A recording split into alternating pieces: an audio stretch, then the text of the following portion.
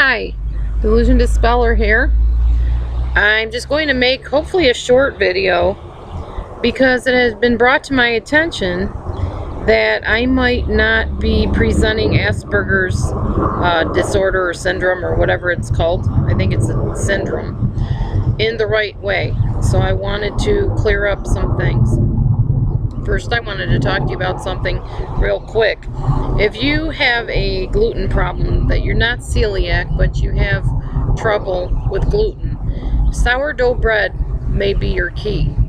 Also, rye bread sometimes you might want to try. Just a little tip there for those of you that eat low gluten but not no gluten. Anyways, what I wanted to say to you is some facts about Asperger's disorder, or syndrome we'll say, versus narcissistic personality disorder. Okay, first of all, narcissists do not have any empathy at all, none whatsoever, which means you can be hurt, you can be sad, you can be angry, you can be upset with them, and they don't care. They have no capacity to care for you. The second thing is, a narcissist needs to put down other people in order to feel good about themselves. So if you come to a narcissist and tell them that you want a prize of some kind, they're likely to say, oh, well, I won this, or I won that, or I did this or that. Something to one-up you, basically. The third thing is, the narcissist has a love of that false self.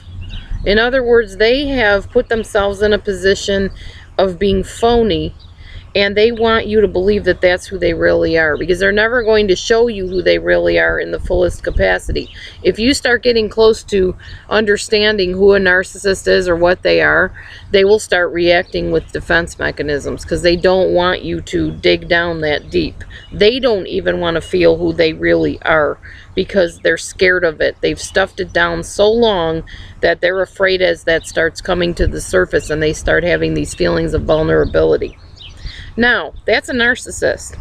A person with Asperger's can be kind at times. In fact, many of them are very kind people. They're also usually interested in learning how to interact to other people, or with other people, and react to other people. So a lot of times you'll find an Asperger person asking a lot of questions, studying about communication.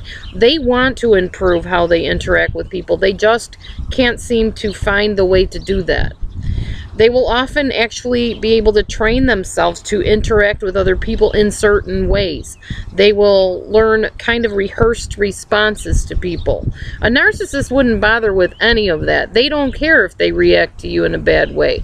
They just care that they get their narcissistic supply, which is you either adoring them or fearing them or hating them or giving them some sort of selfish attention that they want.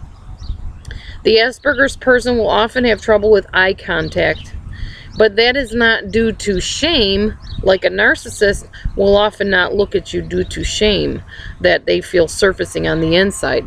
An Asperger person has trouble with eye contact just simply because they do not understand or perceive human relations in the way that people without Asperger's would.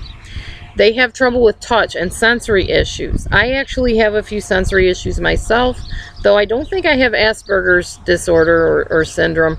I definitely have sensory issues. There are certain things I don't like touching because it just makes me feel squeamish, such as like very dry things. I don't like putting my hand on like a dry shovel and shoveling something.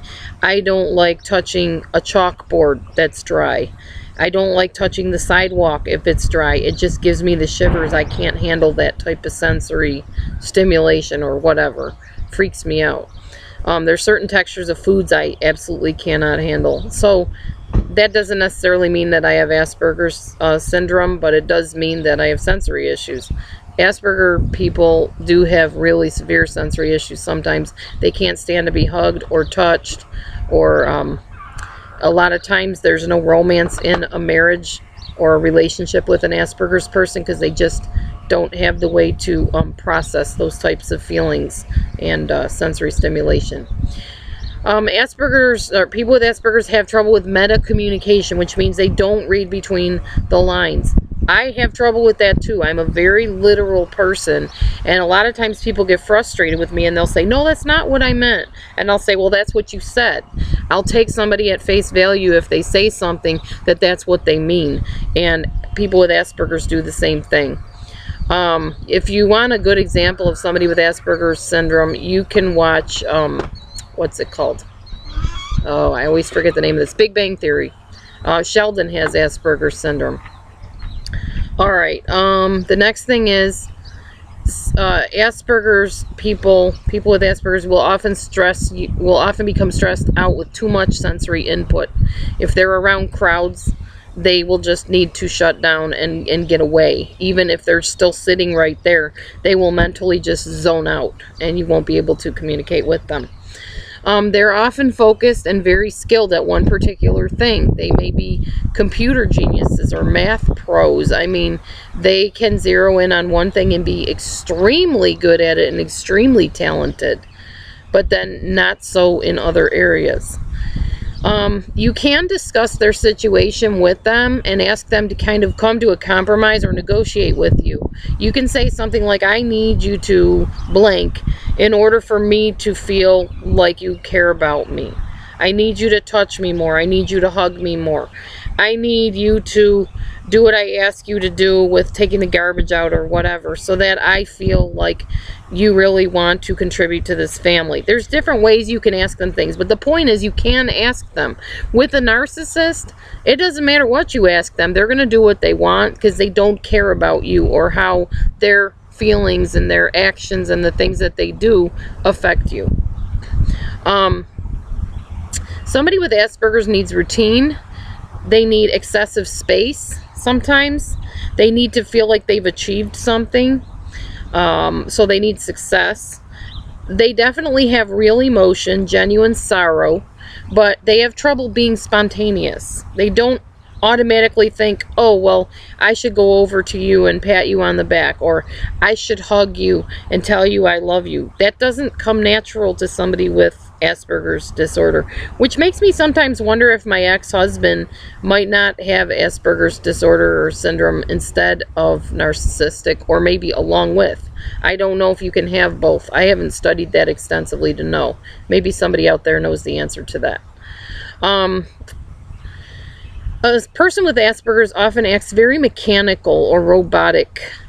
They seem programmed sometimes because they know that a certain action will result in this reaction, so they keep doing that action expecting that reaction.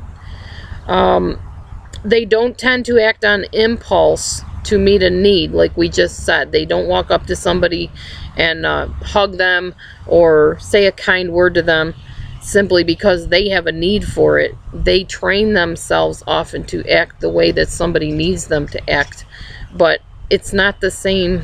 It's hard to explain somebody with Asperger's disorder. Maybe somebody that has Asperger's could chime in here and make a video response or type in something extra that I can share. I know that Asperger people are very special. They see a world in a way that we don't see it.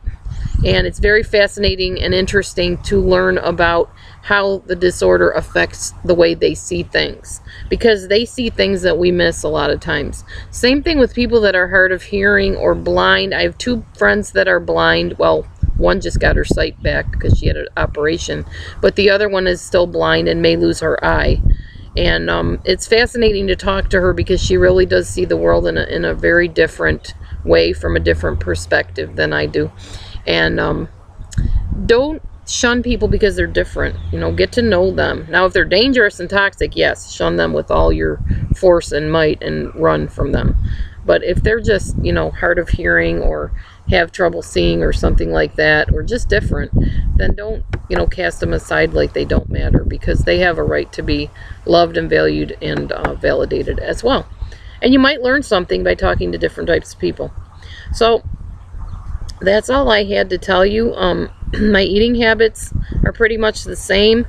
No cows, no pigs, no wild livestock or anything like that being eaten by me. I am still eating turkey and fish, although I may stop the turkey soon. I don't know. I have to decide that for myself. I do feel really good. Last night I had some artificial, what were they?